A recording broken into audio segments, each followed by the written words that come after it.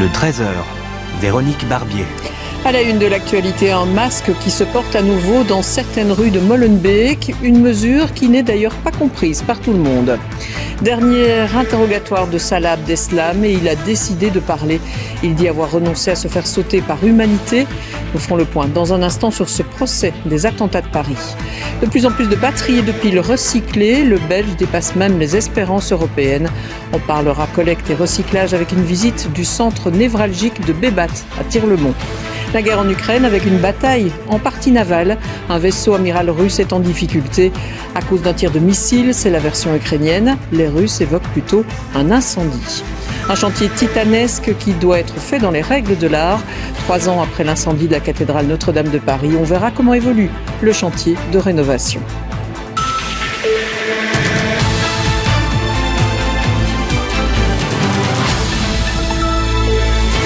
Bonjour à toutes et tous, voici ce que l'on peut retenir de l'actualité à la mi-journée avec le masque qui fait son grand retour à Molenbeek. Il est même redevenu obligatoire dans certaines rues depuis le début du mois parce que les contaminations sont en hausse, mais aussi parce que c'est le ramadan. Voilà qui mérite d'ailleurs quelques explications. Le reportage dans les rues de Molenbeek de Jean-Michel Ouanlin, Raphaël Albardier et Rachel Crévelarou. Ce matin, dans les rues de Molenbeek, il y a ceux qui tombent des nues. Est-ce que vous savez qu'il faut porter le masque maintenant dans les rues commerçantes à Molenbeek? Ah bon? Je savais pas. Vous n'étiez pas au courant? Non, même pas. Depuis quand c'est récent hein? Depuis le 1er avril. Ah non, je savais pas du tout. Non, j'étais pas au courant. On n'est pas au courant, mais En fait, on n'a pas vu le journal hier, je sais pas. Et puis il y a aussi ceux qui trouvent que c'est une drôle d'idée. De nouveau, il y a beaucoup de confusion, quoi. On nous a dit qu'on pouvait enlever le masque, mais on voit bien que les chiffres sont en train de remonter, quoi. Donc voilà. Pourquoi on a fait les 3 vaccins et après on met les masques? Ça change quoi? Je pense qu'on aurait pu mettre des folders municipaux dans les boîtes aux lettres, parce que moi je l'ai vu que dans le journal papier. Depuis le 1er avril, le port du masque est redevenu obligatoire dans les rues commerçantes de la commune. Pour cette pharmacienne, en période de ramadan, c'est plutôt bienvenu. Surtout dans des chaussées commerciales comme ça où il y a beaucoup de monde. Donc des fois, vers la fin de la journée, vraiment, il y a énormément de monde. Il y a les fêtes aussi qui s'approchent dans 15 jours. Donc là, je me rappelle, moi, l'année passée, ils ont carrément bloqué la circulation aux voitures. Comme ça, ils laissent juste les gens qui circulaient même au milieu de la rue. Mais pour les épidémiologistes, ce retour au masque obligatoire ne se justifie pas vraiment. L'évidence scientifique a très bien montré que le port du masque à l'extérieur, en fait, n'avait aucun avantage. Alors c'est vrai qu'on peut, de façon tout à fait exceptionnelle, se contaminer à l'extérieur, mais là, il faut être vraiment dans des conditions de forte promiscuité. Pourquoi cette décision a été prise? Sans doute parce qu'il y a beaucoup de monde dans les marchés comme aujourd'hui, etc. Mais c'est la même chose rue Neuve, c'est la même chose avenue Louise ou dans d'autres centres-villes. Donc c'est pour ça que peut-être qu'il manque des explications. L'obligation est en tout cas en vigueur jusqu'au 30 avril prochain. Jusqu'ici, aucune verbalisation n'a été constatée dans la commune. En parlant de Covid, quelques précisions concernant la 4e dose de vaccin. Elle est disponible pour les immunodéprimés, bientôt aussi pour les plus de 80 ans et pour ceux qui sont en maison de repos. Par contre, pour les autres, il faudra attendre la fin de l'été, voire le début de l'automne. Les précisions tout de suite de Sabine Storder de la Task Force Vaccination. Elle était l'invitée de la première ce matin. L'objectif ici n'est pas de vacciner toutes les personnes âgées de 80 ans et plus de manière générale, mais bien d'offrir à ces personnes la possibilité de la recevoir. Donc ce sont surtout des personnes qui, par exemple, après discussion avec leur médecin traitant, se disent qu'elles ont un bénéfice personnel important à recevoir cette 4e dose maintenant, dans les maisons de repos, où des résidents peuvent avoir des âges qui varient entre 65 ans et plus de 90 ans. De nouveau, là, on peut la proposer sur une base individuelle, mais sans tenir compte de ce critère de 80 ans. Voilà, c'est donc une proposition et pas une obligation. Un chiffre à la une, 3631 tonnes de piles et de batteries ont été recyclées en 2021 dans notre pays. C'est un nouveau record qui ravit Bébat, l'organisme chargé de récolter et de recycler ces éléments polluants. Mais il y a moyen quand même d'aller plus loin, surtout quand on sait que chaque ménage a chez lui en moyenne 134 piles. Reportage dans le centre de recyclage de Bébat à Tir-le-Mont avec Sarah Hendricks, Gérard Christophe et Sandrine Lambiotte. C'est ici qu'arrivent les piles et batteries, récupérées dans 24 000 points de collecte en Belgique. Dans le centre de tri de Bébat à Tirlemont, 20 personnes se relaient chaque jour pour trier le contenu de centaines de fûts. En 2021, la SBL a encore recyclé 8% de matière en plus qu'en 2020, un record qui s'explique par le comportement des Belges, d'excellents trieurs. On le voit aussi à travers des analyses que nous menons des déchets ménagers. Et là, nous voyons qu'il ne reste que finalement qu'une pile pour 100 kg de déchets ménagers. Donc ça démontre bien que le Belge se rend dans des points de collecte et oublie très rarement de déposer ses piles et ses batteries dans un point de collecte dédié. La main de l'homme est encore nécessaire pour évacuer notamment tous les déchets qui ne devraient pas se retrouver là, comme des ampoules, des cartouches d'encre ou des canettes. Il faut aussi trier rapidement les différents types de batteries. On trie toutes les grandes batteries. Par exemple, on trie le lithium, l'alcaline, on a les CD, on a le plomb, on a aussi tout l'électronique et on a aussi les Enyama. C'est tout ce qu'on doit faire ici, par exemple, pour le moment.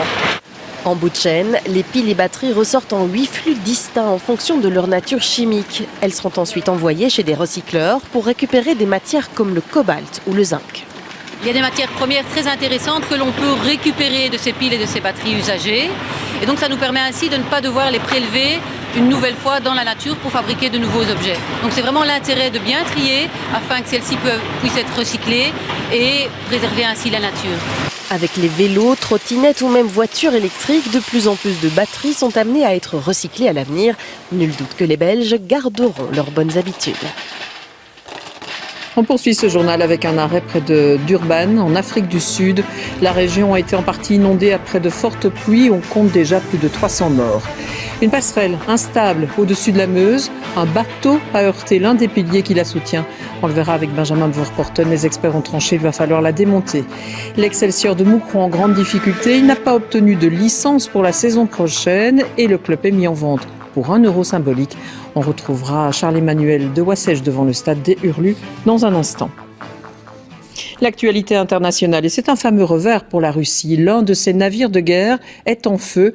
L'armée russe parle d'une explosion de munitions, mais l'Ukraine affirme que le croiseur a en fait été touché par ces missiles. La guerre de la communication se poursuit, les combats dans le pays aussi. Un point en image avec Philippe Antoine et Capucine Filleul.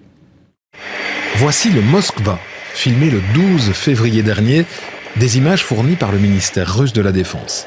Il faut dire que ce croiseur lance-missiles équipé de 16 missiles de croisière supersoniques est le vaisseau amiral de la flotte russe en mer Noire, autrement dit un élément capital dans cette guerre, notamment pour sa capacité anti-aérienne. Ce matin, il aurait été touché par 2 missiles ukrainiens alors que ses radars étaient concentrés sur une attaque de drone. Pour l'instant, la version des Russes que l'on peut trouver sur différents sites russes d'information est qu'un incendie s'est déclaré à bord, ce qui a provoqué l'explosion de munitions. Le navire a été gravement endommagé et l'équipage a été complètement évacué. Les Russes précisent que l'origine de l'incendie fait l'objet d'une enquête, mais selon le gouverneur ukrainien de la région d'Odessa, ce sont bel et bien des missiles ukrainiens qui l'ont touché. Ce qui est sûr, c'est qu'il s'agit d'un fait très important de cette guerre au moment où se prépare l'offensive sur l'est de l'Ukraine. Dans la direction de Slobozhansky, l'ennemi effectue une reconnaissance des directions d'attaque probables et met en place des systèmes de commandement, de contrôle et de soutien médical. Dans la région de Donetsk, l'ennemi a mené des opérations militaires près de 3 villes et des opérations d'assaut dans la ville de Mariupol qui sont restées vaines. Les combats continuent. Dans leurs tranchées à proximité de Mariupol, ces soldats ukrainiens affirment être prêts à l'offensive russe qui s'annonce et répètent systématiquement leur détermination à défendre leur pays. 306 morts déjà en Afrique du Sud après des pluies diluviennes et totalement inhabituelles. C'est la région de Durban qui a été le plus touchée. Les inondations qui ont suivi ont détruit des routes, des ponts et de nombreuses maisons aussi. Images montées par Corinne Vlamings et commentées par Pascal Bustamante. C'est l'épisode météorologique le plus important depuis 60 ans. Jamais depuis lors il n'était tombé autant d'eau en si peu de temps. Les dégâts en termes d'infrastructures sont importants. Des inondations d'une part, mais aussi des glissements de terrain. La coulée de boue a traversé ce village et détruit plusieurs maisons. We try to run away, my young children, my young boy. There's tabat, the soil, gone over on top. Now we try to take the children down on the soil. Lucky, we found it. Certains ont eu moins de chance. L'inondation a été dramatique. Des heures de lutte à l'issue incertaine. My neighbors, they tried to assist me. It took 2 hours. After 2 hours, I will survive. But unfortunately, my child. Dans la région, on a passé le seuil des 300 victimes. La population est comme ébahie devant l'ampleur de la catastrophe et du dénuement dans lequel elle se trouve plongée du jour au lendemain. Everything was a mess. We don't have a food, clothes, even my ID was damaged. Le président est venu soutenir les victimes des inondations, tentant d'apporter un peu de réconfort et de préparer la réponse du gouvernement. Nous allons visiter d'autres endroits qui ont été touchés par les inondations pour évaluer les dégâts afin de préparer l'aide nécessaire.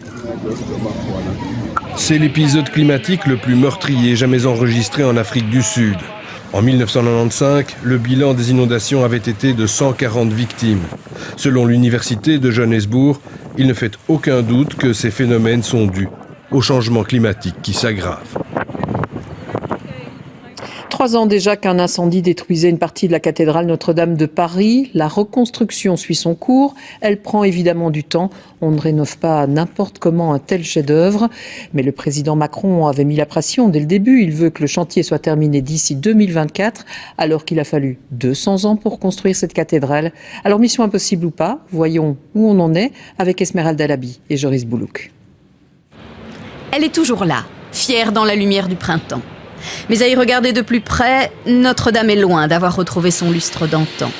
Les équipes s'activent chaque jour. Il faut nettoyer, astiquer, aspirer les pierres. Certaines seront préservées, d'autres remplacées. Et c'est ici, dans les Hauts-de-France, dans cette carrière, que les experts du patrimoine français viennent les chercher. Et ce qui est important, ce sont les caractéristiques mécaniques, c'est-à-dire les résistances à la compression, les porosités, la capillarité. Donc là, en l'occurrence, ces pierres ont été testées en amont et font partie des quelques pierres aptes à être utilisées pour ce type de chantier.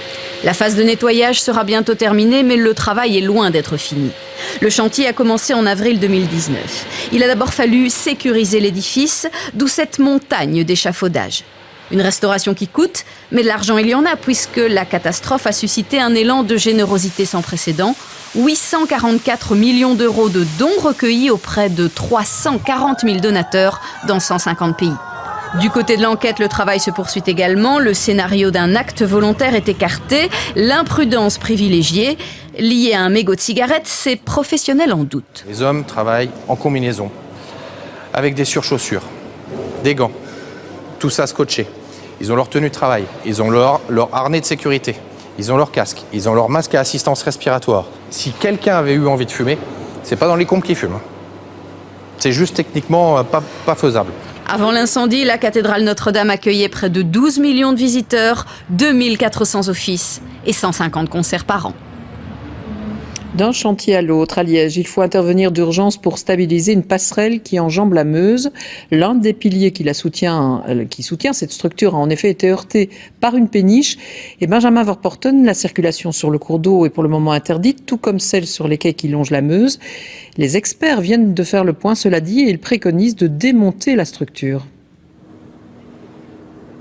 Oui, ce démantèlement doit se faire dans l'urgence, car si pour le moment la structure est stable, la crainte des experts, c'est qu'en cas de fort vent ou de tempête, elle ne vienne à bouger et ne termine dans la Meuse. Résultat, le démantèlement va commencer dans les prochains jours. Il devrait en tout cas commencer dans les prochains jours. Et il pourrait durer un certain temps. On nous dit si on termine d'ici 2 semaines, ce sera presque un véritable exploit.